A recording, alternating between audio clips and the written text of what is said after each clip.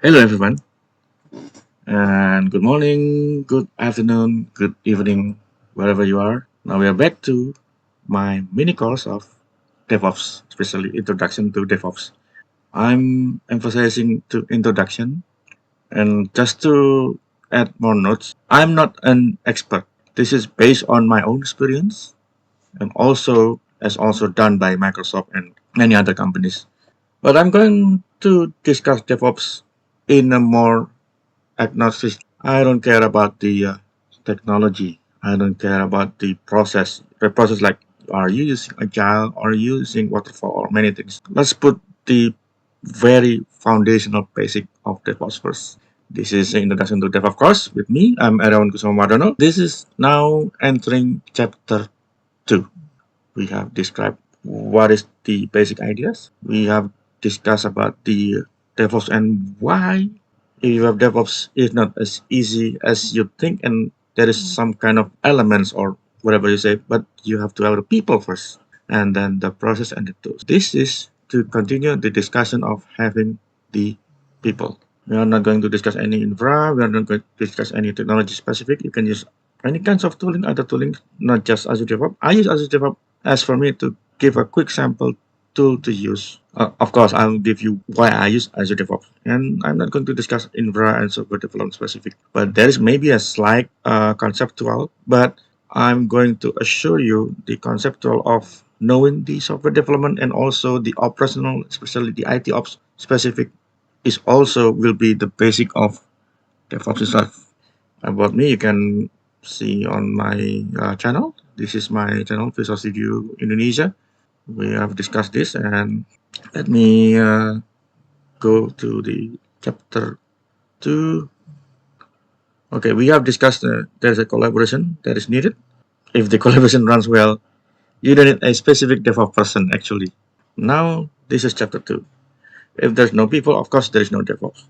Even if there are Dev and Ops people, and if those two departments are not collaborating, then there's no DevOps. It's like you are seeing the people, but there's no collaboration because there is also one of the soul of having a established DevOps. This is common people problem, no TDD, like test-driven development. You may think, okay, this is a development specific, but if there's no TDD, or even there's a TDD but it is poorly established, I mean, if the application is already deployed on production and there are some bugs, maybe some undefined behavior caused by some users doing something not expected in a correct order, like let's say you have a predefined business analysis requirement, like in order for you to have this kind of feature, you need to do A and then B and then C and then D. What if the user do the A and then D and then E without B, or maybe A C E?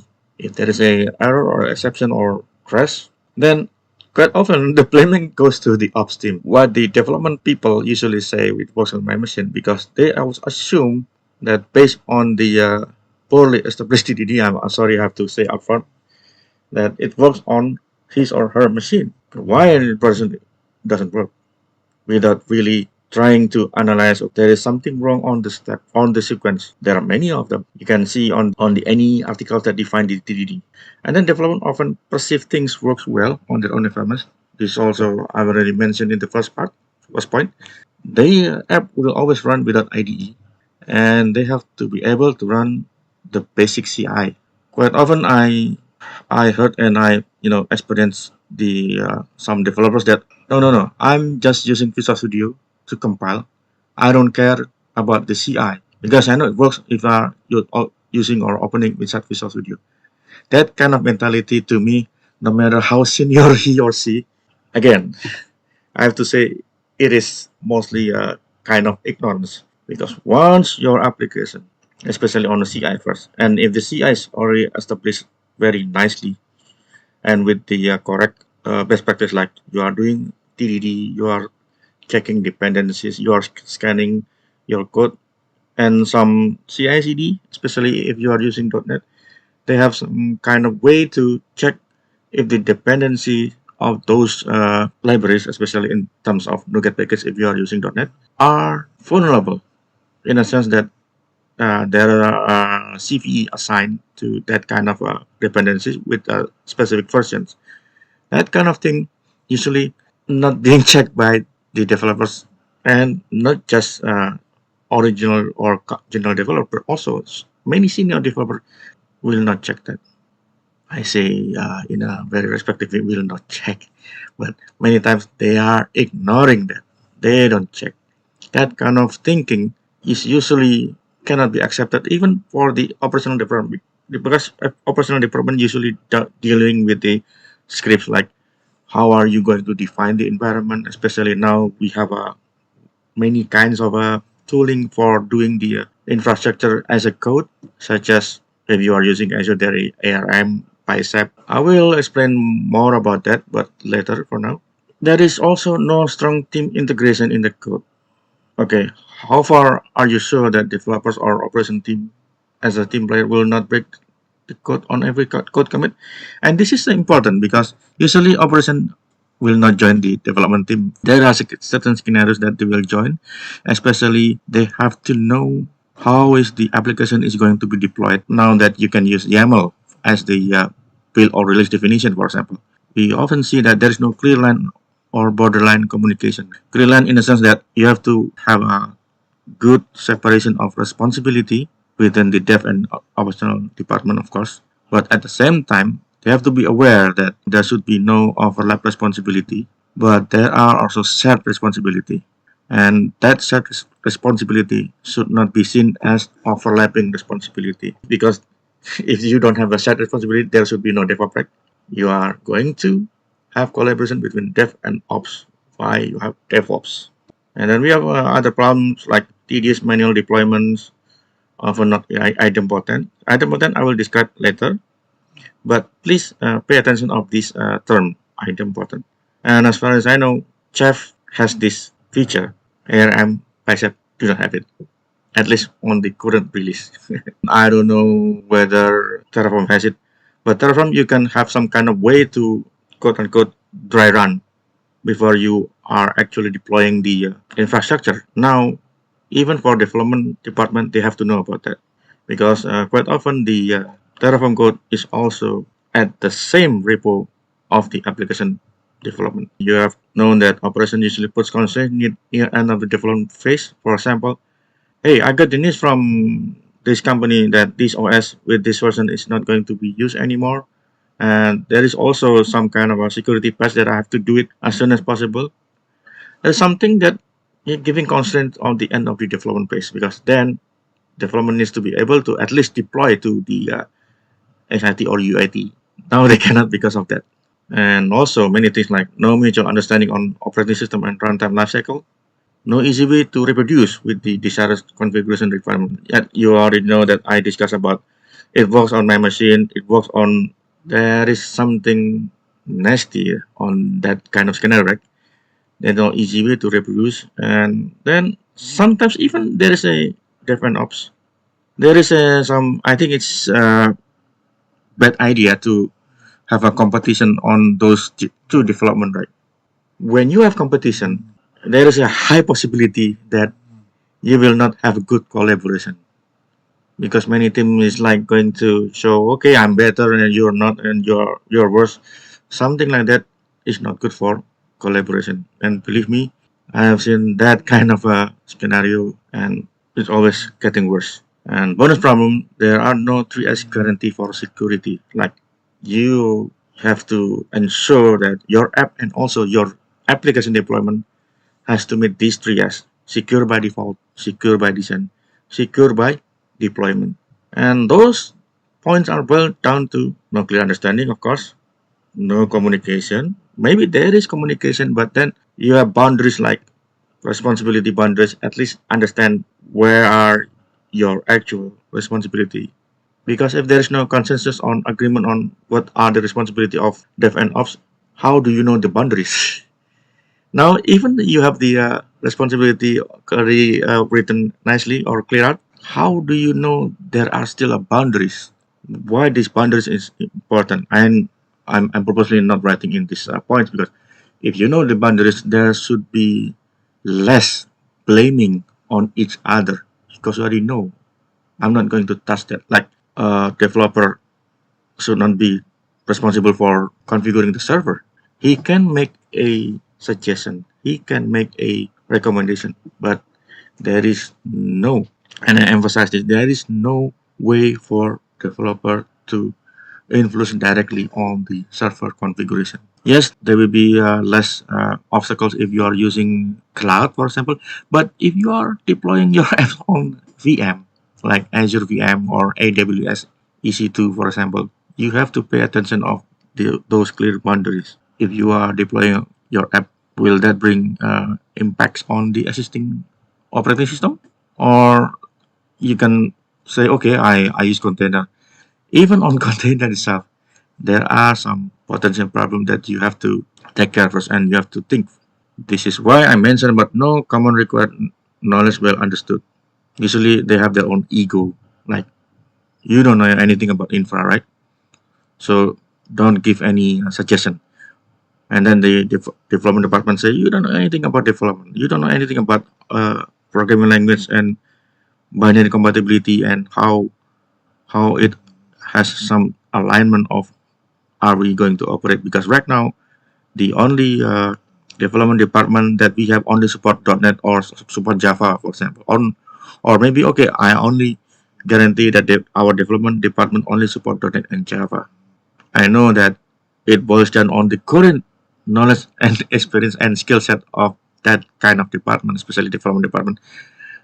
But there should be no obstacles, because let's say if you are using .NET, there is a cross-platform of .NET Core.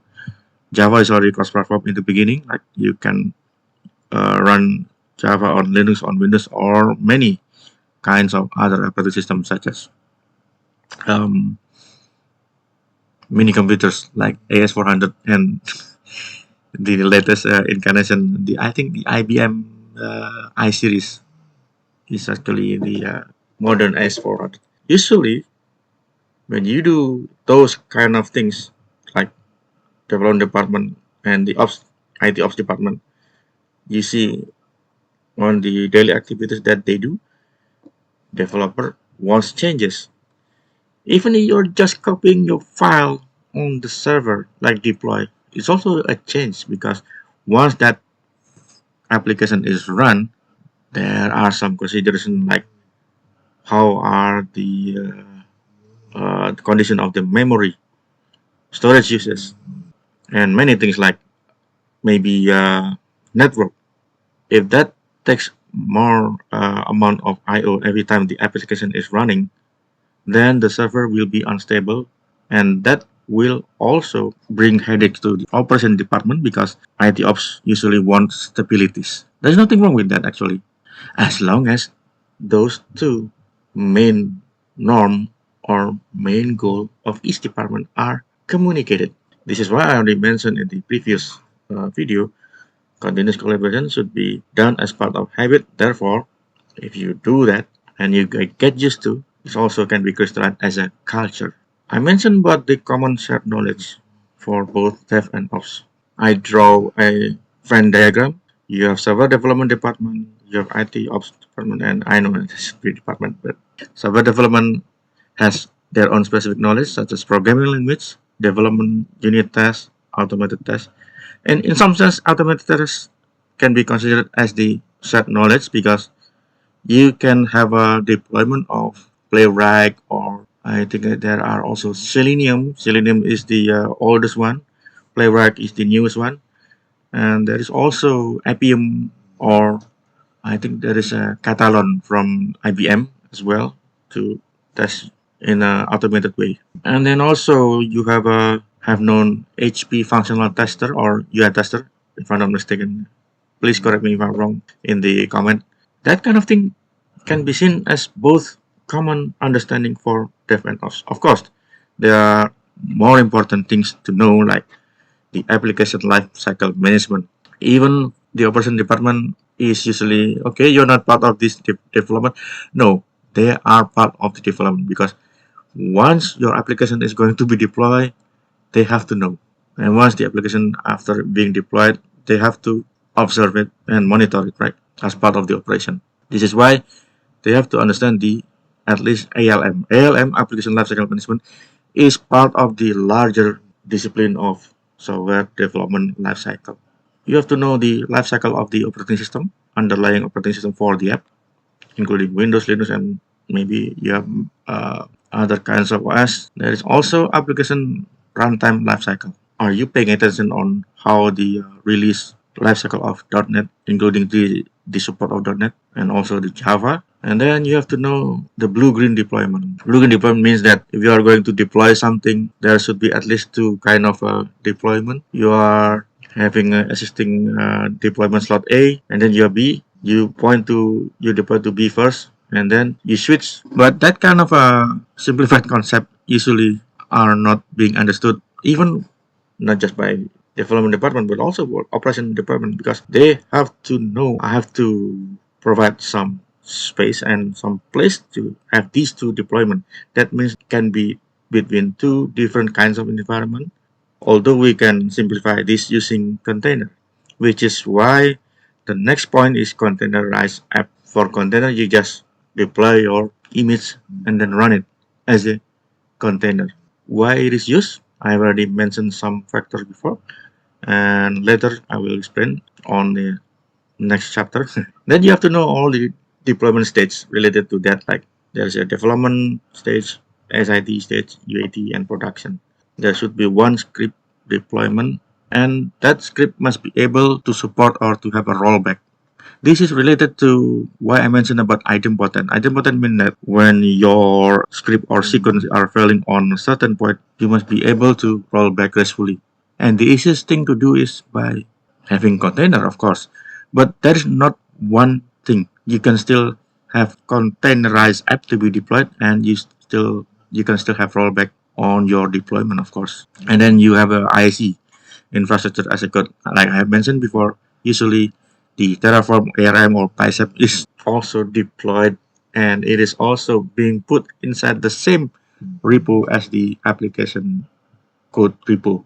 Then you have telemetry. Telemetry should be understood by both departments because it gives you observability of what's going on when the application is running. And you may argue, okay, I don't have telemetry.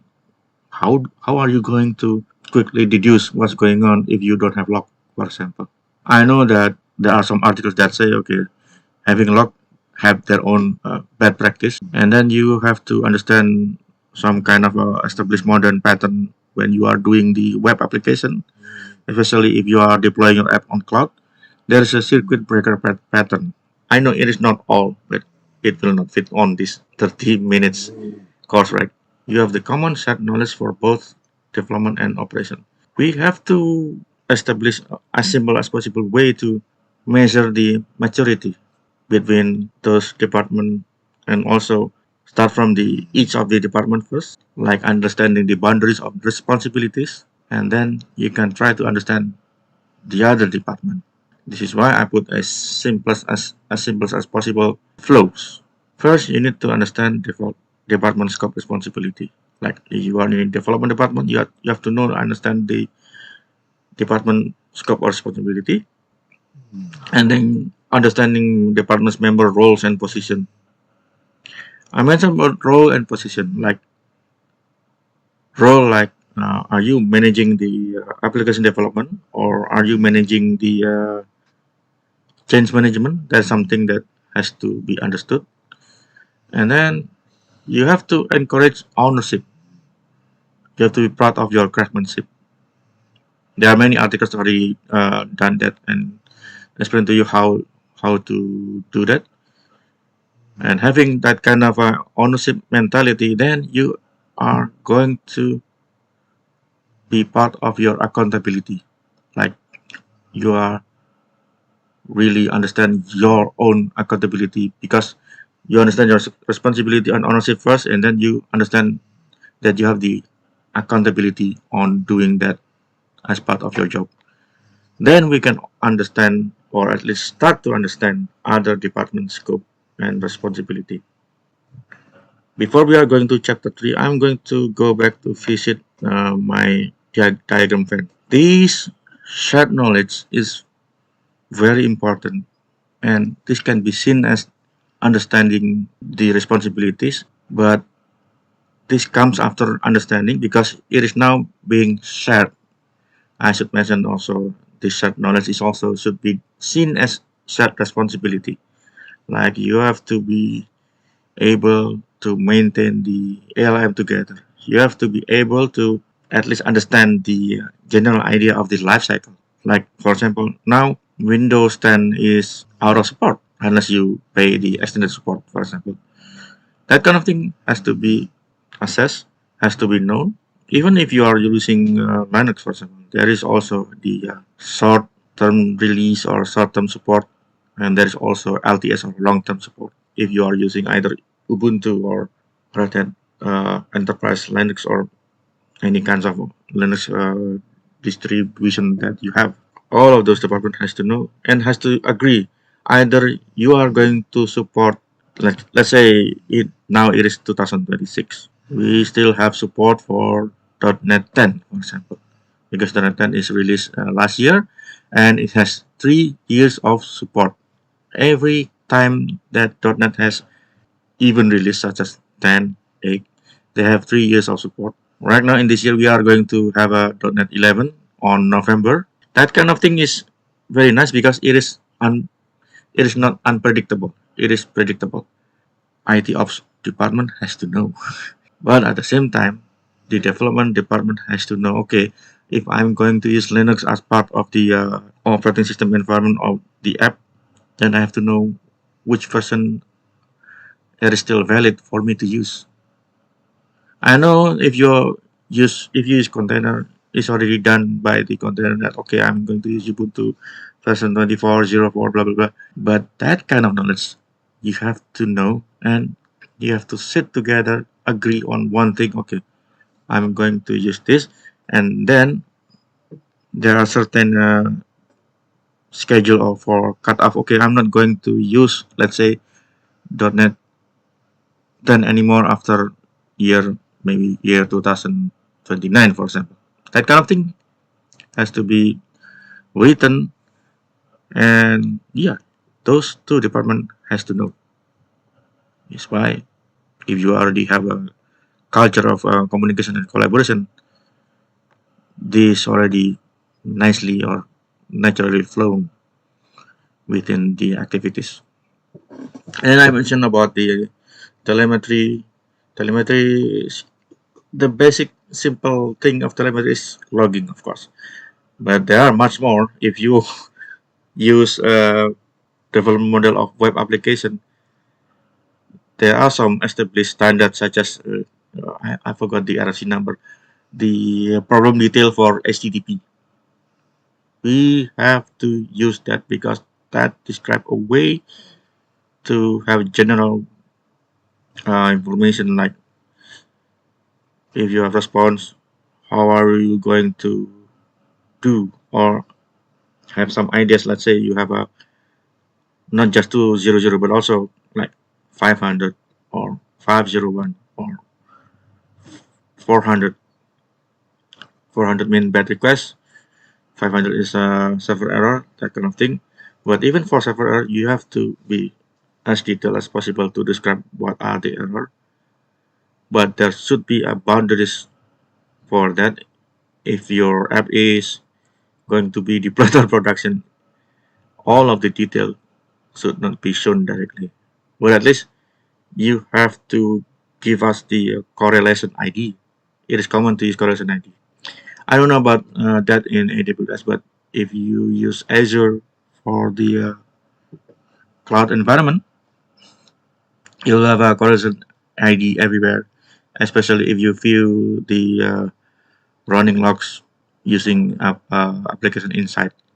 There are also domain specific, like if you software development it is a programming language, unit test and so on. IT operation specific such as ITIL infrastructure compliance, you don't have to know, but it is good to know, especially the basic infrastructure model and at least the basic general concept or initial concept of blue team and red team security.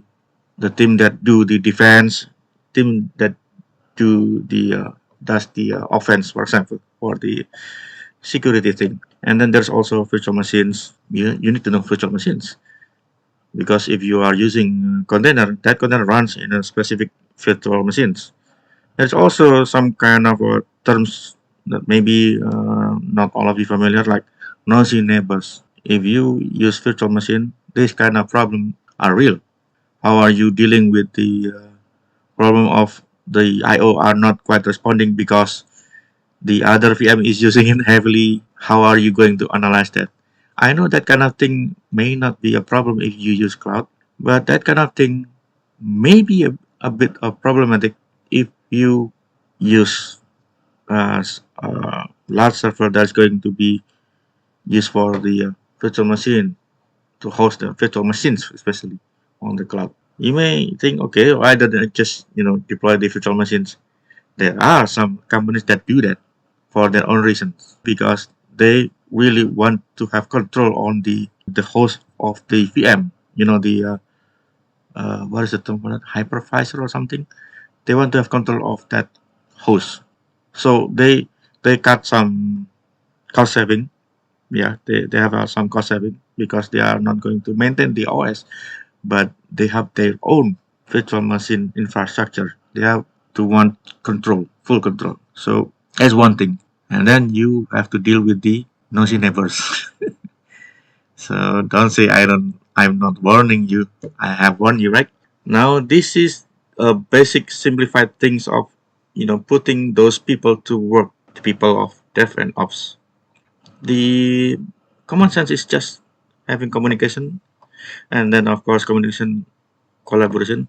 And if these two people are running well within a DevOps culture, now you can see, understand that why you don't need a specific DevOps manager or people. Because if you already have some kind of those two departments are running well, why you may need a DevOps manager if those two departments, the software development and also the IT operation department, agree on two things. One, they already understand the boundaries and also the set responsibilities.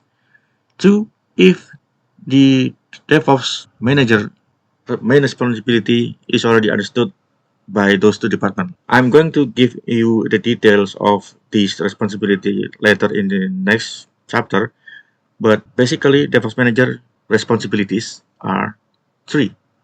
One, you have to ensure that all of the flows of DevOps are done correctly. So they are the supervisor or observer. Two, this DevOps manager or DevOps lead doesn't have to understand all of the specific technologies, all of the, you want to deploy infra, you want to understand security and so on, so on. No, big no.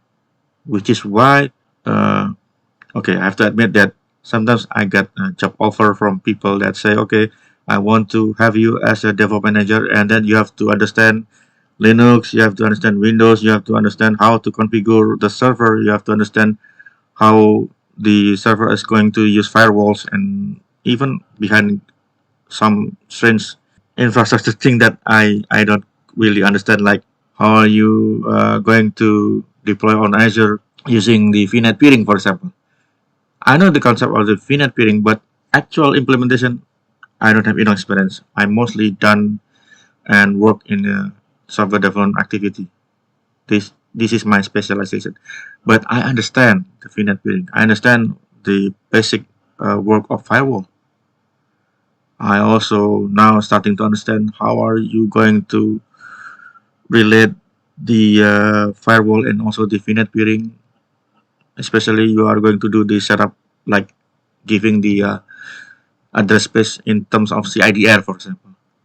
But if you ask me how to calculate is CIDR quickly, no, I don't have enough experience on that. This is why the DevOps should not be the person to blame if anything goes wrong. That should be part of these two departments together. DevOps is just giving you the correction, direction, and suggestion, and also hopefully because it is seen as the DevOps lead that he or she should have a initiative. Okay, let's make these things better. Now you understand that this culture is important, and then next discussion the process and why these people are somehow may or may not be dependent on the process. There's nothing wrong with that actually.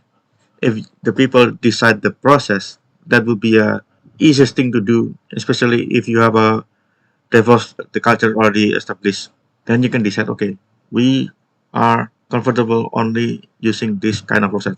For example, comfortable only with the agile or comfortable with CMMI because maybe your company wants to have some kind of way to have CMMI audit, especially if you are going to have a goal like, okay, at least I'm going to have level 3 CMMI maturity model. There's something that's hard, but it is doable. So that's it. Now you can put those people together in a DevOps as a culture. So people comes first, and then we can talk about the next one, the process. Because then you have the people, and if you don't have the process, maybe you can run the DevOps, but if there's no written process, how are you going to audit it? How are you going to make reasonable activities and document it? I think to me it is impossible. You need to have some kind of process to be decided as early as possible, and you have to not just stand by it, but also be prepared to open. Okay, maybe we should change the process. For example, from waterfall to agile, even from agile to waterfall. I think it's okay, but usually people come from waterfall to agile. If you have the application as part of the something that is commonly seen as a product. There's continuous improvement is year there is a new release, for example. That kind of thing usually it's best to use agile. But there are some things like, okay, I need to have this kind of app to help me doing or to automate some of the business process, and it has to be done quickly. It has to be developed quickly. Then you may have to use waterfall. There is no silver bullet for any kinds of problem, but it's for the later discussions. As always, please make feedback, suggestion, especially if you want to, if you want me to have the details of, okay, I need to have the common understanding, the complete full common understanding. Of course, if there are enough requests, for example, if I see more than 10 people asking about that kind of list, what are lists should be part of the shared responsibility, I will start a video on that. So I may have to create the videos later, not 1 day or 2 days after this, right? So as always, if you enjoy my video, feel free to comment, especially like and subscribe. That shows me I am prepared to do the next chapters and also give some encouragement. Okay, this mini course is worthwhile and there are many people really want me to continue. That gives me very good motivation to always continue this. Like, subscribe, and I'll see you in the next chapter. Bye bye.